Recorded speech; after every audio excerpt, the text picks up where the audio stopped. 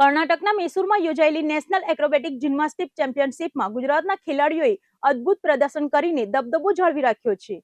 સુરત સહિત ગુજરાતના યુવા ખેલાડીઓએ ગોલ્ડ, સિલ્વર અને બ્રોન્ઝ મેડલ્સની જોડી ભરીને રાષ્ટ્રીય સ્થળે રાજ્યનું નામ રોશન કર્યું છે.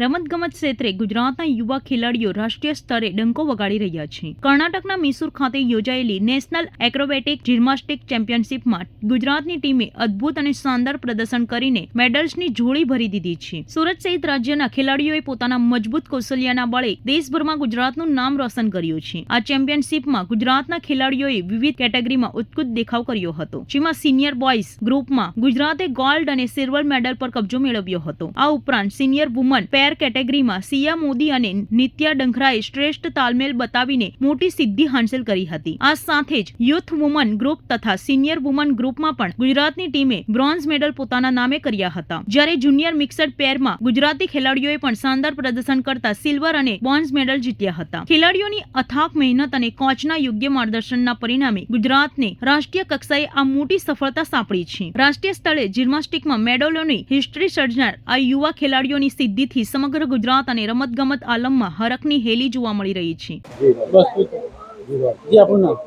મારું નામ ગાયત્રી ભગત છે. અમે એક્રોબેટિક્સ જિમ્નાસ્ટિક નેશનલ ચેમ્પિયનશિપમાં ગુજરાતને રિપ્રેઝેન્ટ કર્યું છે હમણાં જ, અને અમે ટોટલ ગુજરાતમાંથી 31 લોકો ગુજરાતને રિપ્રેઝેન્ટ કરવા ગયા હતા.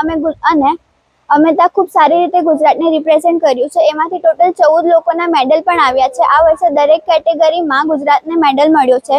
દર વર્ષે ગુજરાતના બધા કેટેગરીમાં મેડલ નથી આવતા, પણ આ વર્ષે ગુજરાતને બધી કેટેગરીમાં મેડલ પણ મળ્યા છે અને ગુજરાતનું નામ પણ રોશન થયું છે. ધીરે ધીરે ગુજરાત સ્પોર્ટ ક્ષેત્રે આગળ વધી રહ્યું છે અને હજી આગળ વધે એવી અમારી આશા છે.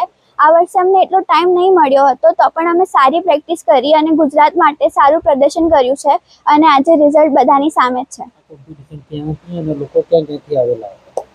આ કોમ્પિટિશન કર્ણાટકા મૈસૂરમાં હતી અને ત્યાંથી કર્ણાટક, વેસ્ટ બેંગાલ, મહારાષ્ટ્ર, ઝારખંડ, હરિયાણા ઓલમોસ્ટ બધા સ્ટેટમાંથી લોકો પાર્ટિસિપેટ માટે આવ્યા હતા અને એમાંથી ગુજરાતનું નામ અમે ખૂબ જ સારી રીતે ઊંચું કર્યું છે.